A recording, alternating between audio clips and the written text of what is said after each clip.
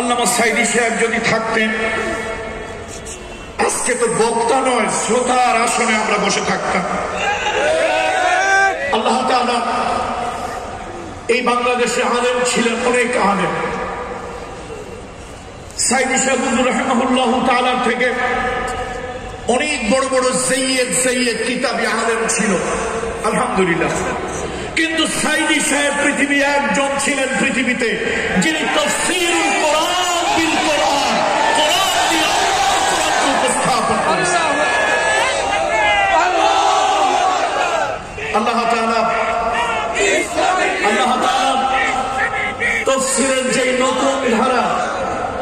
তাফসীরের যে নতুন ধারা তিনি জাতির সামনে উপস্থাপন করে আমাদের মতো ছাত্রদেরকে যিনি শিক্ষা দিয়েছেন, আজকে তার ধারাবাহিকতায় আমরাও আগের দিনে আমাদের মুরব্বীরা কোরআনের তাফসীর করতেন, বিভিন্ন শের আশআর গুলি পড়তেন।